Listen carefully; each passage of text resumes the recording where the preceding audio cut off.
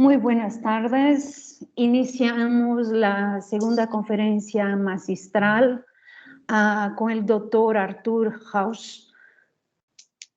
Es doctor en psicología por la Universidad de Baja California. Es miembro de la Asociación Canadiense de Cáncer y Psicoterapia. Autor de diversos libros sobre temas de salud en general, pero específicamente en temas de ansiedad y consumo de sustancias, y nos trae el tema de su ponencia, es el manejo de la ansiedad en la vejez.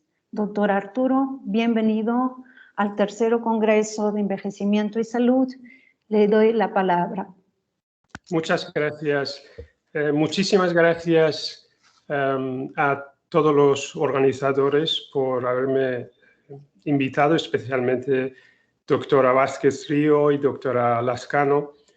Y voy a hablar brevemente un poco sobre diferentes temas relacionados con la ansiedad en la vejez, un poco el impacto psicosocial de la pandemia en adulto mayor y las necesidades psicosociales de ellos, y también las patologías más comunes de ansiedad que podemos observar en esa población.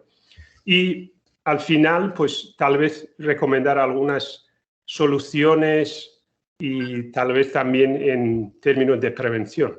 Pero antes de continuar, quería compartir una historia que es de la cultura persa. Es una historia escrita en poesía sufí, que les voy a leer.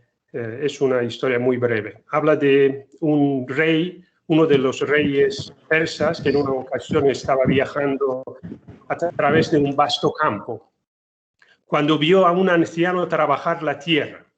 El rey se acercó y se percató de que el octogenario estaba plantando un árbol. ¿Qué plantas, buen hombre?, preguntó el rey. Planto un manzano. El rey se echó a reír y le dijo entre risas: ¿para qué sirve plantar un árbol frutal si tú, que eres un hombre tan viejo, no podrás disfrutar de los frutos? El anciano sonrió y dijo: nuestros antepasados plantaron y nosotros comimos. Ahora nosotros plantamos para que coman los que vengan después. El rey se alegró de la sabia respuesta del anciano y le obsequió con unas monedas de oro. El anciano agradeció la generosidad de su soberano y añadió: alabado sea Dios. ¿Veis, majestad? Recibo una recompensa antes de que florezca el árbol.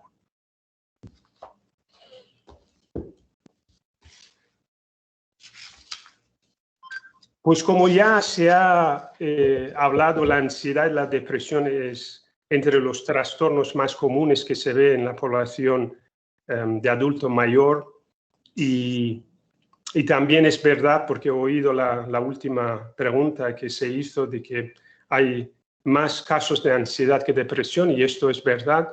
Especialmente en momentos de pandemia, en general baja la depresión y sube la ansiedad y el ataques de pánico. Digamos, los síntomas depresivos suelen ocurrir cuando la mayoría de la sociedad va bien, o el entorno de la persona depresiva, todos están bien. Cuando todos están mal, la persona depresiva no se siente peor, sino que hay más ansiedad y más casos de ataque de pánico.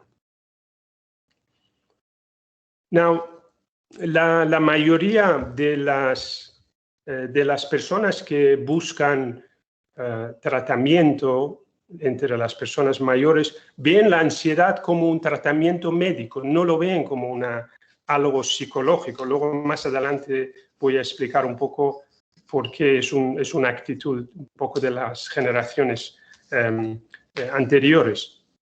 Por lo tanto, acuden al médico de la atención primaria en vez de ir al psicólogo a buscar tratamiento psicológico. Yo estoy ahora aquí, pues les saludo desde Canadá. He vivido en México, he vivido en España muchos años y ahora llevo años en Canadá. Y trabajo en un centro sanitario, Departamento de la Salud Mental de la provincia de Columbia Británica, que es la provincia más oeste de Canadá, que está pegado a Estados Unidos. Y soy parte del equipo que todos los casos que nos envían son de los médicos de atención primaria. Nos envían y luego mi equipo lo que hacemos es revisar todos los casos, hablar con cada uno de los pacientes por teléfono para ver exactamente qué ha pasado y luego, según los casos y las necesidades que hay, derivamos a departamentos psiquiátricos, departamentos de psicología, de counseling o departamentos de geriatría. Y esto es una cosa que todos los médicos y supongo también los médicos en México de atención primaria saben que cuando alguien viene, especialmente gente mayor, con un problema crónico o dolor que aparentemente es dolor físico, detrás de ese dolor físico puede haber ansiedad. No digo de darlo por sentado, pero tenerlo en cuenta que eso puede ser. El COVID ha empeorado todo. Esto ya lo sabemos, ha generado más aislamiento, más temor a contagio. Durante muchos meses, un gran número de ancianos prácticamente en todo el mundo estaban más aislados que antes. Y además, esa pérdida de esperanza que pueden tener algunos de los mayores y los deterioros cognitivos que surge con la edad, no todas, pero que en algunas, que puede llevar a ansiedad y en algunos casos cuando ya va al exceso ya podemos ver trastornos graves psiquiátricos como delirios, como manías. En México el país, como muchos otros países, tiene un problema, tiene unos desafíos con la población mayor. Según el Instituto Nacional de Geriatría de México, en 2016, el informe que han ofrecido son 5 hechos y desafíos para envejecimiento saludable en México. Número 1 es el cambio sociodemográfico. Hay un aumento de personas mayores de 65 años. Número 2 son aumentos de trastornos geriátricos. El número 3 es el aumento de discapacidad. El 4 es desequilibrio entre la demanda y la oferta. El sistema ya estaba bajo presión y luego con la pandemia hay un estrés extra. Y luego el 5º desafío para un envejecimiento saludable en México, según el Instituto Nacional de Geriatría de México, es la discriminación y el maltrato. Tengo que decirle que, según mi experiencia que he vivido en muchos países, últimamente en España y ahora en Canadá, todos esos problemas no son problemas específicos de México. Ese es un problema, todos esos 5 hechos y desafíos son a nivel universal. Lo que pasa, cada país puede haber más o menos intensidad. Por ejemplo, el desequilibrio entre la demanda y oferta que puede haber ahora sufriendo el Instituto Salud y toda la oferta de salud pública en México. Nosotros también en Canadá, que es uno de los países más ricos del mundo, aquí tenemos, en general lo que se oye es por falta de fondos, no hay suficiente profesional sanitario para poder satisfacer la demanda que hay. En muchas culturas, si vemos la historia, cultura griega, hebrea, japonesa y hasta la cultura mexicana prehistórica, los ancianos gozaban de un estado, de un privilegio especial. Eran vistos como fuente de sabiduría, estaban involucrados con toma de decisiones y eran valoradas como un miembro de la sociedad. No cualquier miembro, sino que un miembro venerado precisamente por su sabiduría. Lo que pasa a lo largo de las últimas décadas, lo que hemos vivido, es ese aumento de culto de la juventud, que luego con todas las plataformas sociales, en particular como Instagram, que todas las fotos y vídeos que se ven son maquilladas, pasan por un filtro, por lo tanto, la gente que no sabe ve todas esas bellezas y juventud que hay y se siente o fea o viejo porque no puede llegar a esa imagen. Pero sabemos, según los estudios, que todo esto es una fantasía en real y que genera ese culto de juventud y el rechazo al viejo.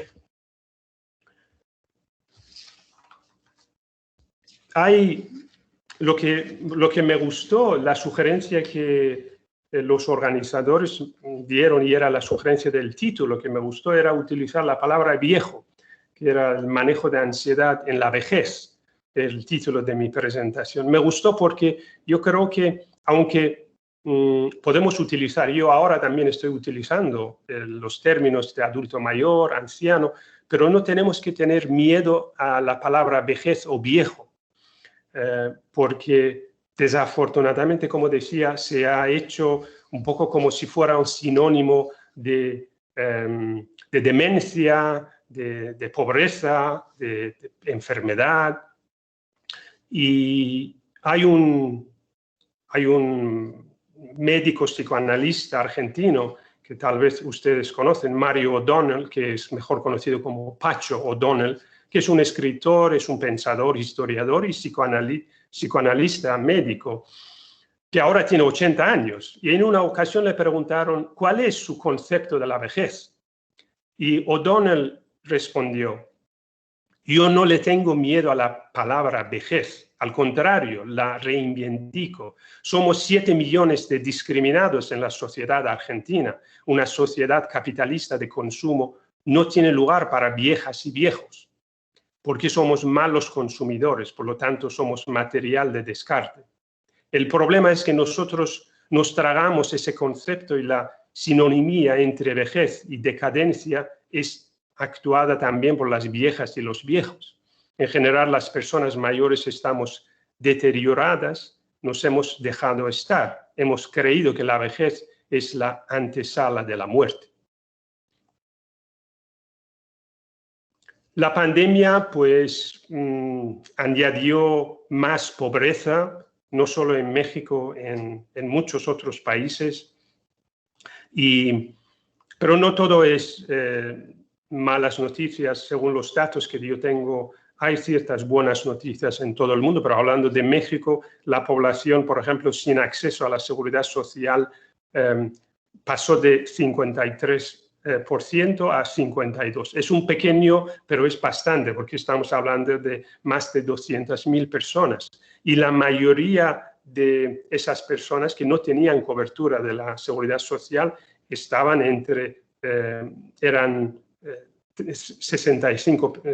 tenían 65 años o más.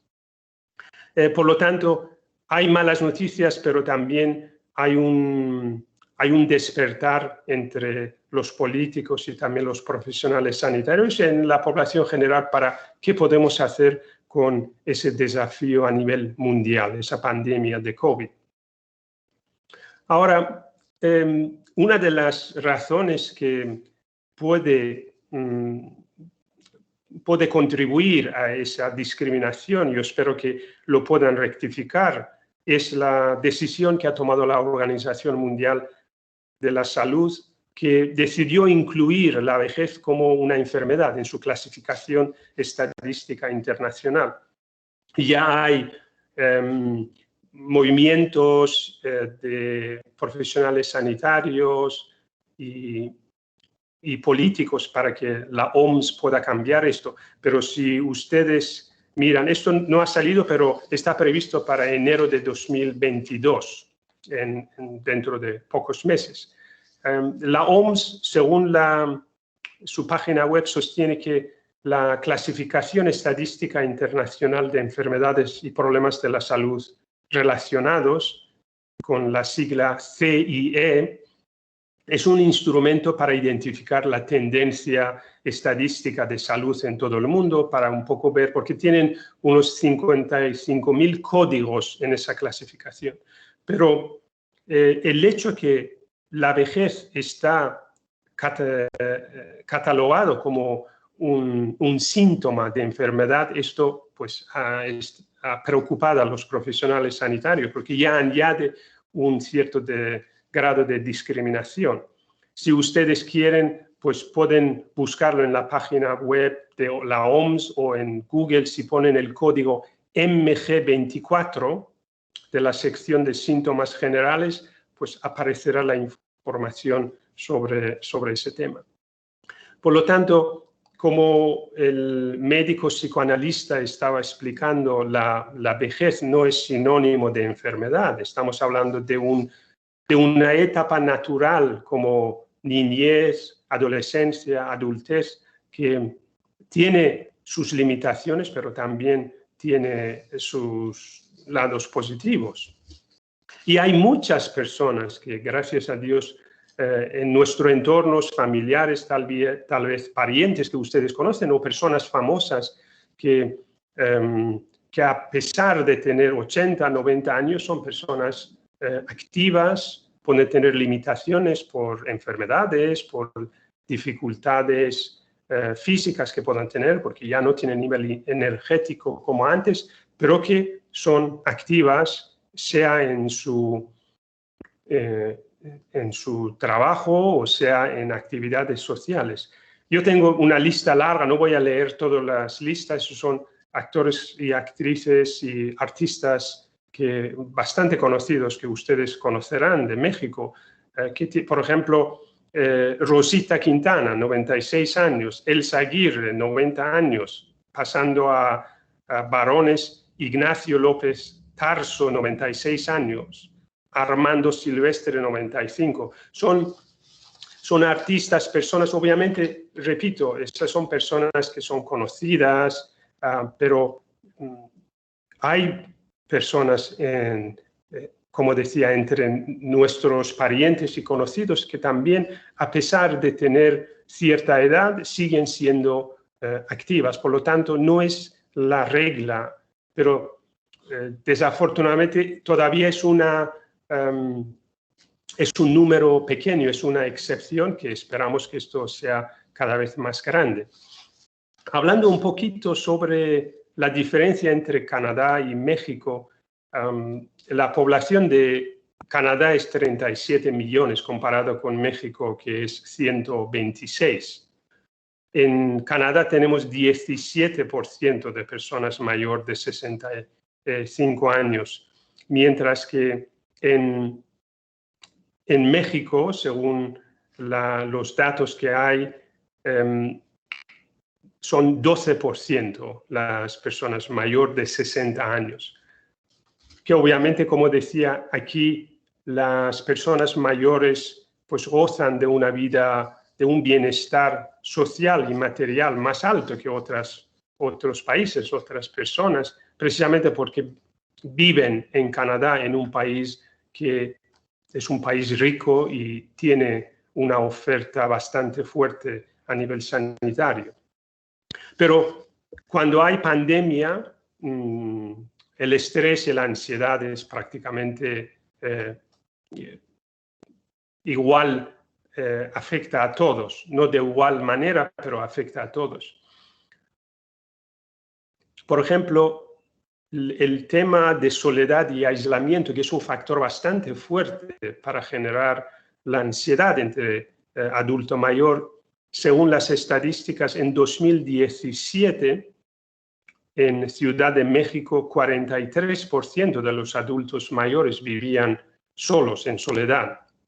Y obviamente el impacto de COVID lo ha empeorado, porque ya había personas mayores que viven solas y luego tienen que pasar por ese efecto de que ya el servicio, la persona que venía a visitarle ya no puede o no quiere por temas de contagio para no generar más contagio, entonces el impacto de ese aislamiento es mayor. Y luego, si añadimos la funcionalidad cognitiva, que hay un deterioro natural para algunos, no para todos, pero algunos, pero ese aislamiento, la cuarentena o la distancia social, el hecho que ya los mayores ya no reciben una atención física como antes, ya no les pueden abrazar, ya no les pueden besar, ya no pueden, ese tocamiento social adecuado, necesario para la salud mental, no la tienen, no la reciben. Por lo tanto, eso añade aún más a la probabilidad de que sufran ansiedad. Y luego, obviamente, hay otros factores económicos, factores de hábito social, si beben, si fuman, o contaminación, que es otro factor medioambiental, o el espacio reducido, que esto también se ha hecho bastante visible, que en cuarentena, en casas que había una especie de tomar turno, que va al trabajo, hay una o dos personas en casa y luego vienen, están juntos pocas horas, de repente hubo un tiempo que toda la familia tenía que estar unido 24 horas en casa sin salir, y esto no estaban preparados. Por lo tanto, ha generado fricción y estrés. Y también hay estudios que demuestran, estudios con sujetos animales, que cuando están en una jaula con poco espacio, y aunque reciben comida y no hay el hecho que cada animal tiene menos espacio, entonces lo que han observado es una conducta agresiva, que es simplemente por la falta de espacio personal que hay entre esos sujetos. Y eso también se ha visto por el COVID, por la pandemia, por la cuarentena, por el hecho que la gente no podía salir, no puede trabajar, tiene que trabajar de casa.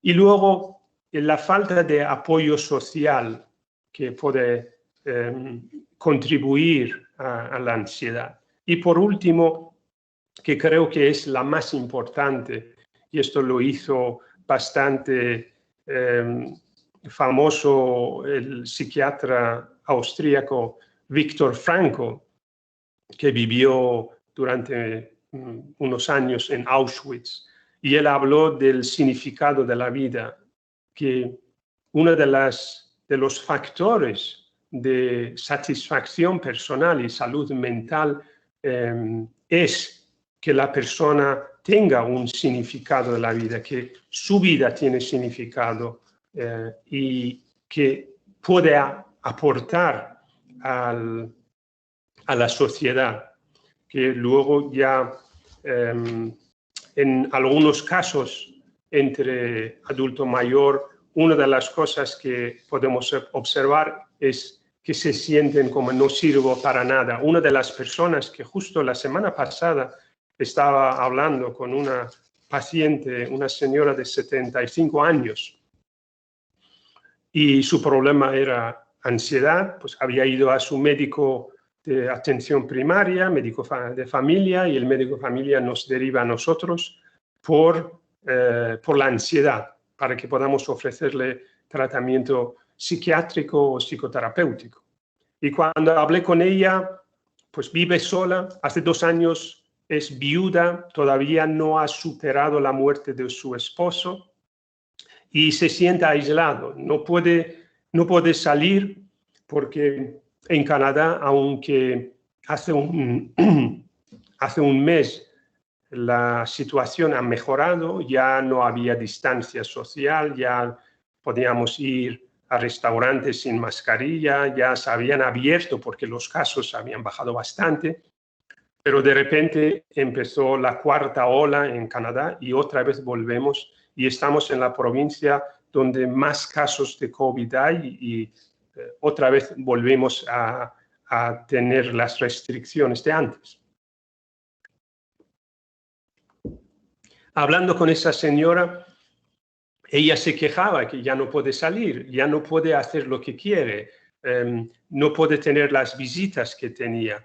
Y además no quería molestar a sus hijas. Tiene dos hijas que viven, una vive en la ciudad y otra vive en otra ciudad, pero no quiere porque las hijas están con sus niños, con sus trabajos y obviamente cada uno tiene sus propios problemas y el hecho que ya vivimos en una sociedad donde la independencia es muy importante y cada uno tiene su trabajo, su vida, sus responsabilidades. Y ella decía que no quiero ser una carga. Una de las quejas que decía que se sentía como una carga para la familia. Ahora que soy vieja, ahora además tengo ansiedad y tristeza y se sentía mal por tener la ansiedad, por estar llorando por la muerte de su esposo.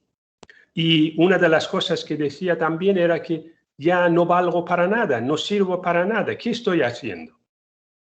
Entonces, estos son factores que contribuyen al aumento de ansiedad. En algunos casos también el estado de ataques de pánico. Ahora, todos ustedes ya conocen muy bien la definición de la ansiedad. No voy a entrar en detalle en esto. La ansiedad es una respuesta fisiológica a una percepción. Es verdad que en algunas ocasiones, hasta entre los profesionales sanitarios, hay una confusión entre la ansiedad y miedo. Miedo es una percepción. La ansiedad es la respuesta fisiológica, biológica a esta percepción. Y la ansiedad que vemos en adulto mayor está relacionado con, en general, con la enfermedad. Los ancianos que tienen una enfermedad crónica, entonces a veces no ven esperanza, no hay fin, tengo que estar con ese tratamiento.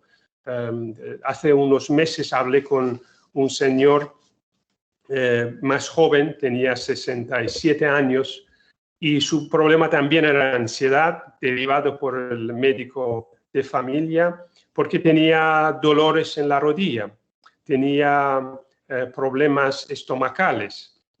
Y entonces, claro, era una persona muy activa hasta hace unos años y quería trabajar en el jardín, no podía por los dolores de la rodilla. Y esto le causaba un estado de ansiedad por no poder realizar lo que solía hacer.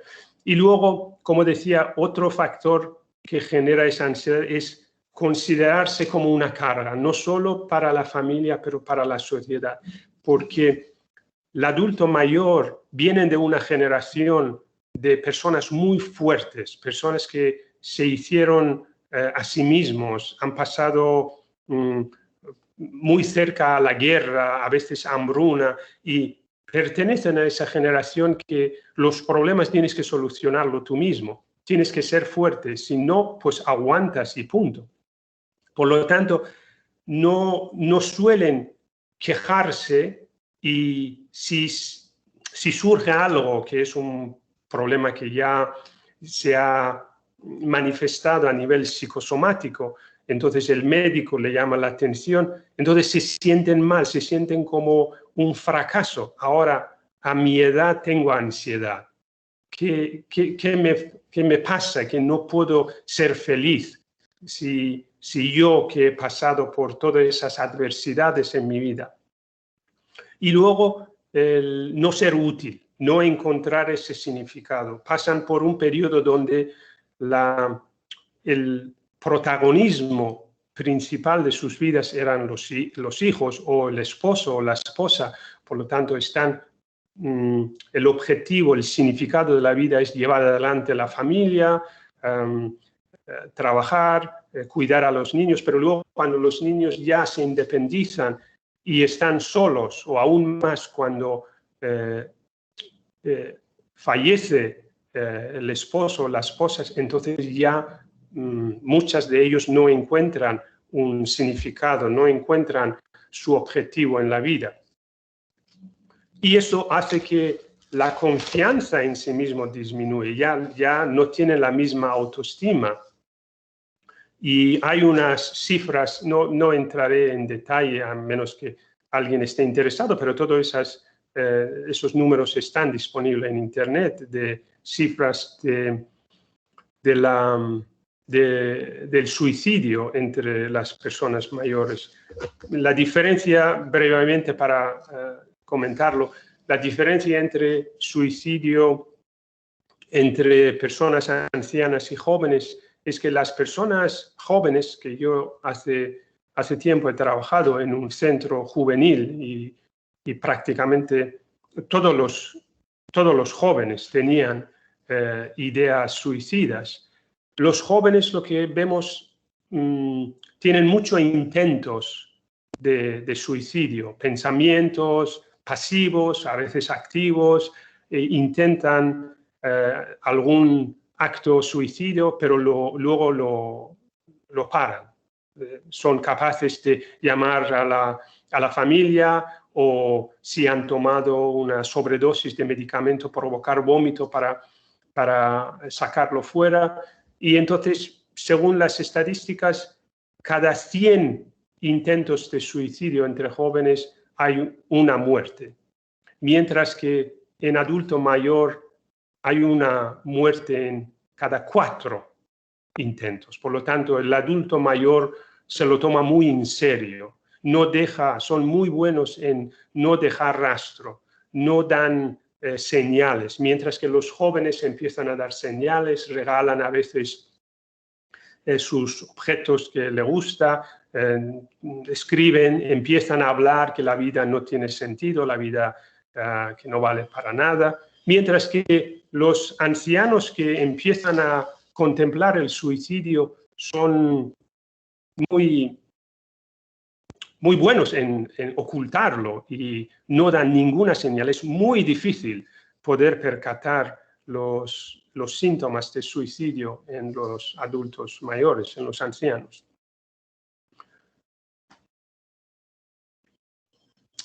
Y como decía, es una responsabilidad del médico de atención primaria para tener atención a que cuando el adulto mayor se queja de los dolores físicos, o que se ha empeorado, o que hay un dolor físico nuevo que según todas las revisiones médicas no encuentra el médico una razón biológica, orgánica, entonces tiene que tener en cuenta que esto es una manifestación, no que lo está inventando, no en ese sentido, sino que es una manifestación de la ansiedad, porque, como decía, los ancianos no se lo permiten a sí mismos de sentir algún problema de estado de ánimo, por lo tanto, inconscientemente lo canalizan a través de una enfermedad física o dolor físico. Para terminar, algunas soluciones que puedo ofrecer como sugerencia, pero antes de dar algunas sugerencias, quería recalcar que lo bueno, si podemos llamar lo bueno de esa pandemia, es que nos está obligando a reevaluar todos nuestros conceptos y estrategias que tenemos, sea a nivel político, sea a nivel sanitario, que ahora estamos hablando. Tenemos que, de alguna forma, será un poco difícil, tardará, pero creo que hay un despertar entre toda la población a nivel mundial de que hay que trabajar juntos, y lo que hemos estado haciendo hasta ahora no basta y hay que cambiarlo. Hay que hacer algo diferente, hay que tener una visión más más unificada acerca de qué es una persona, quién es, cuál es el objetivo de estar vivo, cuál es el objetivo de nacer, crecer, envejecer y morir. ¿Cómo podemos contribuir al progreso, a una civilización que continuamente va avanzando? ¿Cómo la tecnología puede contribuir al mejoramiento? Que desafortunadamente en algunos casos los ancianos han sufrido por la tecnología, porque antes de COVID no les importaba tanto, pero de repente se hizo esencial para que los ancianos que viven solos, para que puedan tener un contacto, hablar con alguien y verles cara a cara, tenían que saber cómo manejar la tecnología. Por lo tanto, la parte positiva de esa pandemia es una reevaluación a nivel personal, cada uno cómo vive su vida, y a nivel social, cómo estamos interactuando. Y también, obviamente, a nivel institucional, cómo las instituciones políticas, sanitarias o cualquier otra está trabajando, no en términos de competición, sino que necesitamos más cooperación, porque no podemos simplemente solucionar el problema de ansiedad en vejez dando fármacos o psicoterapia. Esto puede funcionar para algunos casos, pero si nosotros queremos pensar en términos de prevención, tenemos que ver, como decía, analizar y reevaluar lo que hemos hecho hasta ahora y cómo podemos mejorarlo. No con la misma actitud de antes, sino con una nueva actitud. Y soy optimista que gracias a pandemia y tal vez más adversidades que nos vendrán a nivel mundial, la comunidad mundial se está despertando para trabajar cada vez más junto en armonía. Las soluciones, como decía, obviamente fármacos, atención psicológica y apoyo social es importante. Y yo lo veo siempre la salud en diferentes dimensiones. Y voy a hablar de 4 dimensiones que son lo más principales desde mi punto de vista, y luego también un ejemplo de una población que es la más longeva, al menos entre la más longeva y más feliz que hay en el mundo, para terminar. La primera dimensión, podemos hablar de la dimensión física, y esto, pues, estamos hablando de alimentación saludable, ejercicio, evitar alcohol, evitar cigarrillo, cualquier sustancia que puede ser tóxica. Y luego el tacto físico, como ya les comenté, los ancianos necesitan más que cualquier otra edad un contacto físico, abrazos, tomar las manos, tocamientos que hacen que se sientan apoyados y amados. Y como decía, desafortunadamente el COVID ha generado esa especie de rechazo permitido, que ya no te toco porque te voy a contagiar.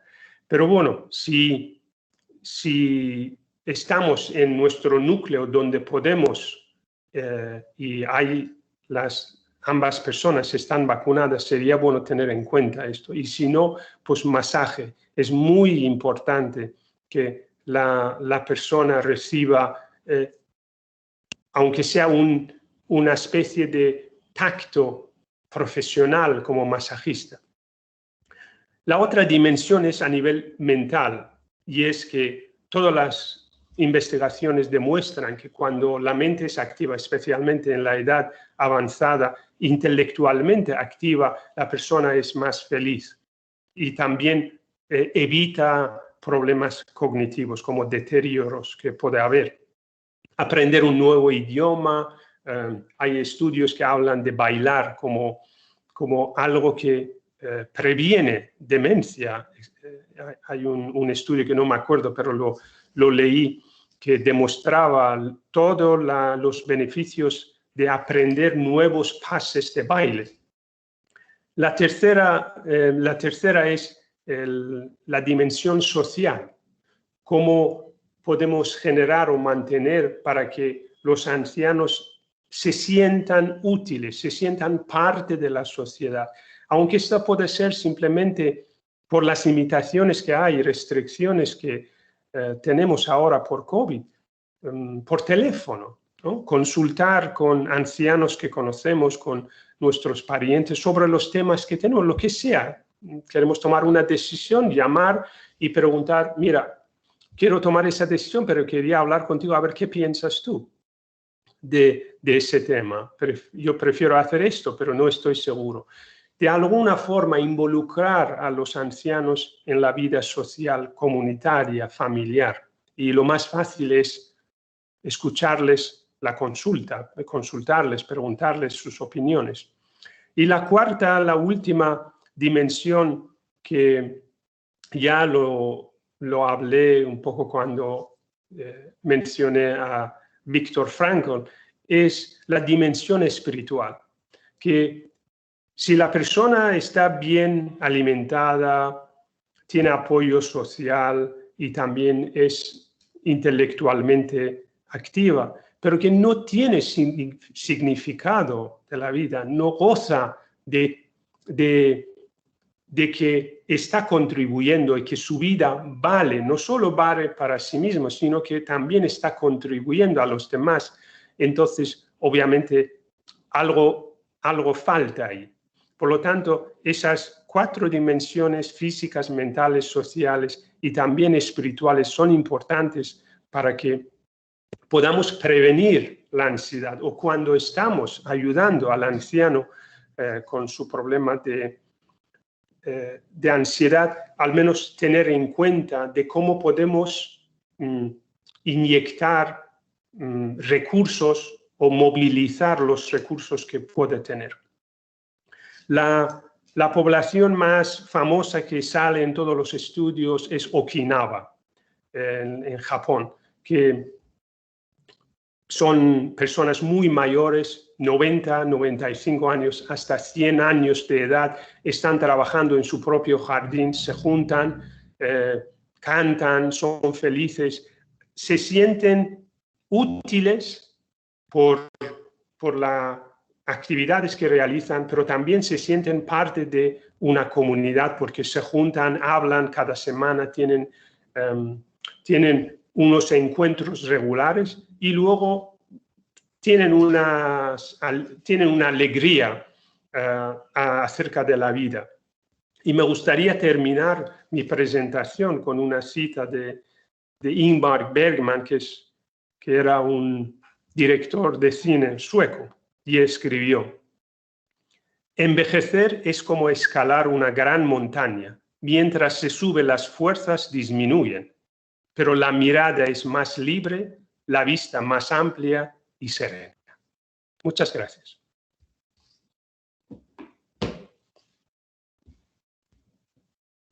Muchas gracias, doctor Arturo.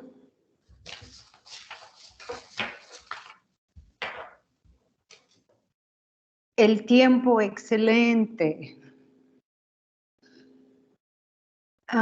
No sé si nuestros participantes tienen alguna pregunta, si la quieren formular en el chat.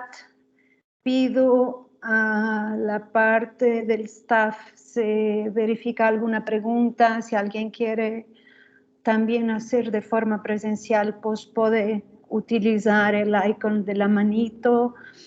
De hecho, muy interesante, incluso al inicio me hice recordar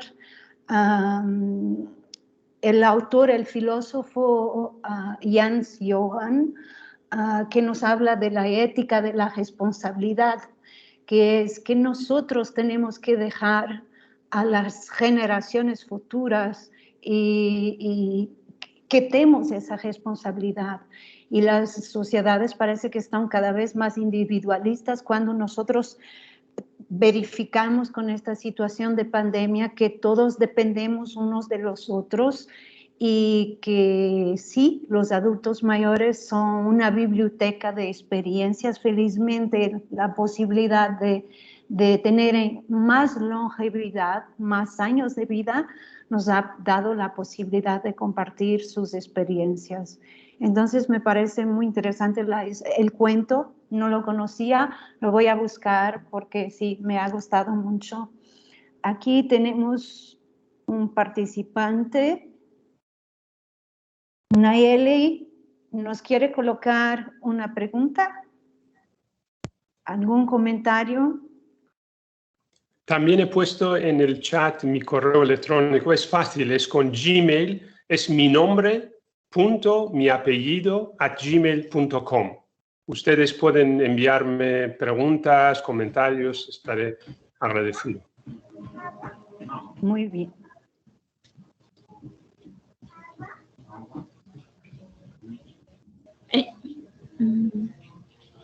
Sí, Nayeli.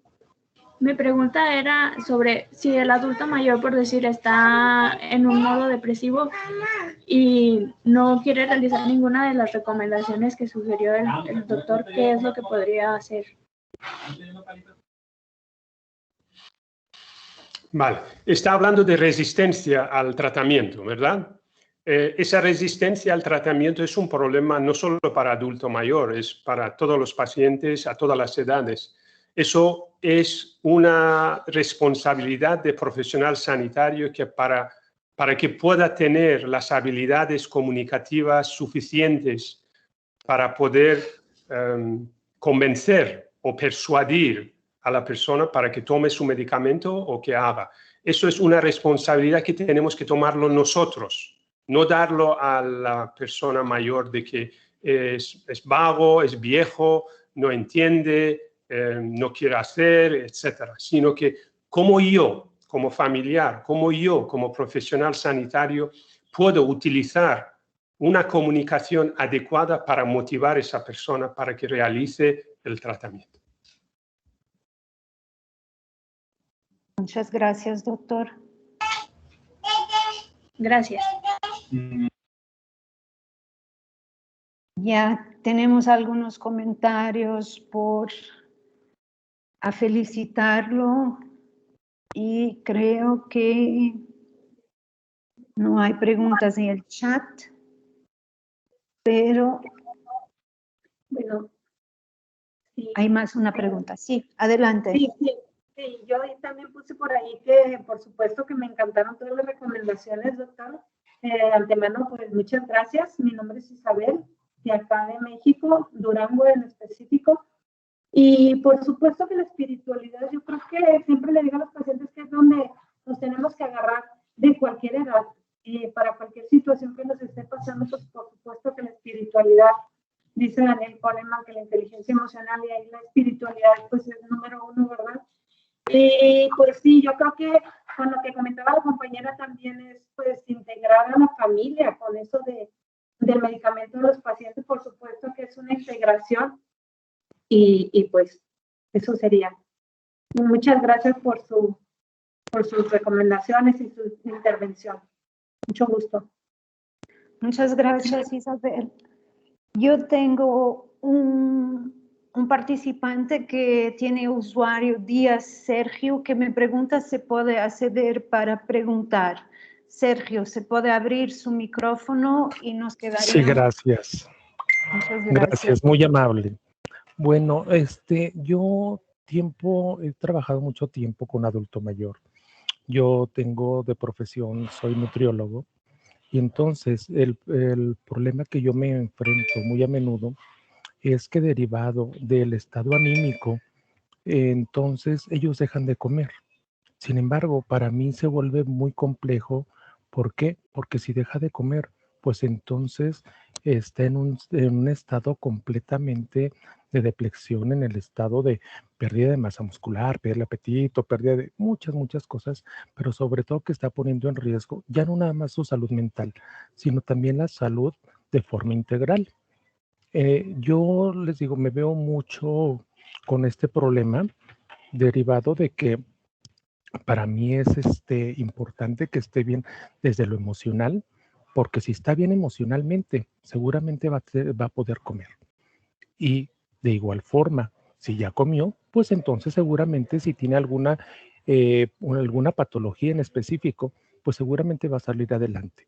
Pero de lo contrario, si emocionalmente está mal, seguramente voy a perder a mi paciente muy corto tiempo. ¿Y por qué lo digo? Porque inmediatamente pierde el apetito, está inapetente en todos los sentidos, no quiere incluso ni moverse y está postrado en la cama cuando hablo de un adulto mayor, un adulto que está enfermo. Entonces, es importante en este caso el apoyo multidisciplinario, y lo digo hablando de la psicología, hablando de la nutrición, hablando de la enfermería. Entonces, quisiera alguna recomendación como nutriólogo. ¿Qué puedo hacer con respecto a una atención que, bueno, yo tengo que respetar el campo de la psicología, sin embargo, tengo que aplicar un poquito de ella? Tengo que aplicar un poquito de ella para poder entonces sacar adelante a este paciente y no se vea de alguna manera aletargado, no se vea, no se encuentre en un periodo Sí. en el cual su salud esté completamente en riesgo. Vale. Muchas gracias, Sergio. Es, como decía, es una cuestión de persuasión. Persuasión quiere decir tocar el corazón, no con la mente. La lógica no funciona con las personas que tienen un estado de ánimo, sea ansioso o depresivo. Hablar en un lenguaje lógico de que eso es bueno para tu salud, porque si no comes, esto ocurrirá, esto no va a llegar, no va a tocar el corazón de la persona. Por lo tanto, ahora es difícil para que yo en pocos minutos pueda dar una explicación bastante detallada de qué se puede hacer. Pero una de las cosas es revisar todo lo que usted ha hecho, Sergio, para convencerle. Si ha dado resultado, bien. Si no ha dado resultado, tiene que revisarlo y descartarlo y ver qué otra forma puede ser. A veces la música puede ser un motivador para que la persona entre en un estado de ánimo positivo.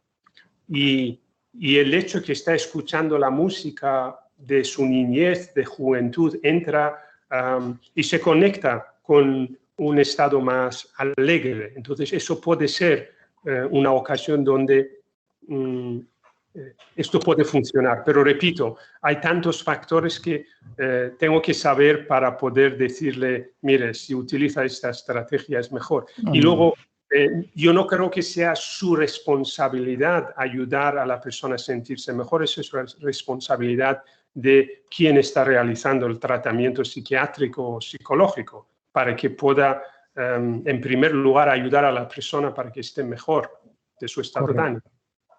Sí, bueno, yo habitualmente lo que hago es que pues le pongo su alimentación a complacencia, porque si yo siempre he pensado a nivel general y no precisamente porque estoy una persona enferma, pero si estoy bien de mi estado anímico, si mi corazón está contento, si mi mente está despejada, pues seguramente tal vez voy a tener apetito, pero si de antemano mi corazón, mi estado mental, etcétera, se encuentra mal, pues aunque le dé lo que yo le quiera sugerir para su beneficio, pues seguramente pues no se lo va a comer. Entonces, ¿qué es lo que hago? Habitualmente yo le dejo la complacencia. Sin embargo, también esta complacencia implica de que en algunos casos no estoy teniendo una mejoría como debiera de ser. Sin embargo, debe de haber alguna poca, aunque así lo identifico, ¿verdad? Muchas gracias, Sergio. Solo, doctor Arturo, también muchas gracias. Solo iba a pedir un favor, estamos terminando. Tengo varias personas, ya tienen el correo, doctor Arturo, pero estaba pendiente una pregunta de doctora Elda Raquel Vázquez. Doctora, ¿nos escucha? Buenas tardes a todos y todas. Gracias, Artur, querido Artur, doctor. Gracias por estar con nosotros, por compartirnos todo esto que tú sabes respecto del tema. En verdad, una conferencia que disfruté mucho, la anterior también, ni qué decir. Decir que te felicito por estos planteamientos de lo que hay que integrar a la atención y el acompañamiento de los adultos y de los adultos mayores. Son precisiones, sí, para el adulto mayor, Artur, pero creo que aquellos que ya brincamos los 50, pues no está nada mal tomar estas estrategias que tú has planteado justamente para llegar a esos momentos en un estado de plenitud.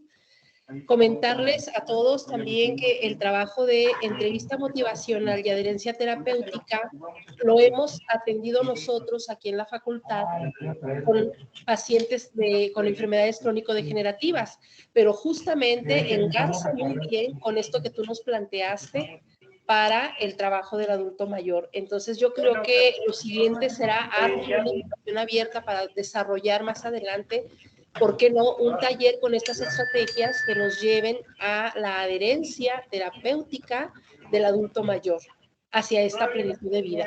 Sería mi aportación y decirles, bueno, a todos que estamos trabajando arduamente en estos temas a través de la doctora Mavi Lascano y nuestro grupo de investigación, y bienvenidas todas estas propuestas. Artur, gracias de antemano por aceptar la invitación. Aquí, muchas gracias, Elda. Gracias. Muchas gracias, doctora Elda. Hay más preguntas, no va a ser posible por una cuestión de tiempo. Como doctor Arturo comentó, dejó su correo. Si es posible, puede enviar mensaje. Una vez más, quiero agradecer su presencia, que tan amablemente nos ha permitido escuchar un tema tan importante. Quiero aprovechar para me despedir de los participantes por hoy.